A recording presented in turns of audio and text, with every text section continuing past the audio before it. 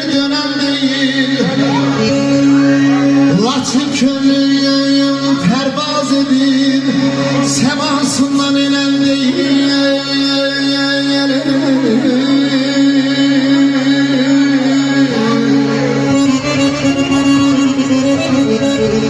Bir dağın ki gölge başım çok kadirdir benim yaşım.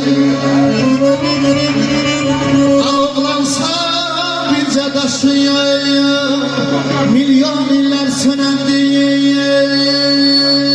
Yar hey, yar hey.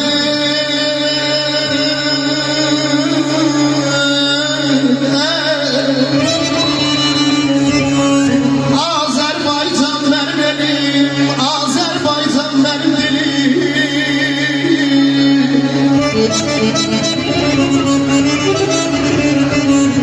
Doğransam da dilim dilim, ana dilim ölen değil, ölen değil.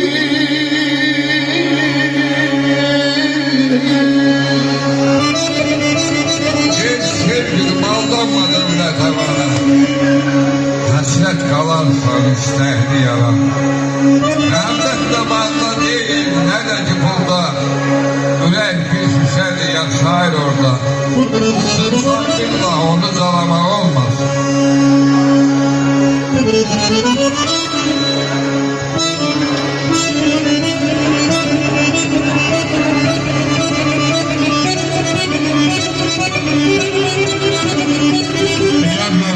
Soruşma derdimi, mahnaya bətti. Korkuram danışam yana dilimde. Ümidim can verer, hayım ağlayar. Harayım belener, cana dilimde.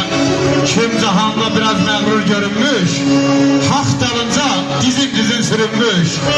Üzüme böhtana işarə bürünmüş, neçə hükm oxunub ana dilimde. Qəlbim qəhərindən saz bağlayıbdı. Bu devran yarama duz bağlayıbdı. İllərlə yığılıb buz bağlayıbdı. Arzularım dona dona dilimde. Sevgidər sücayət kirpiyin sıxsa, səhrətlər dağlar qəzəbli baxsa. Ay Kunyaz qardaşım, dilimi kökündən kəsərlər, yoxsa daşı gətirərdim cana dilimdə. Hem arazan hem de küre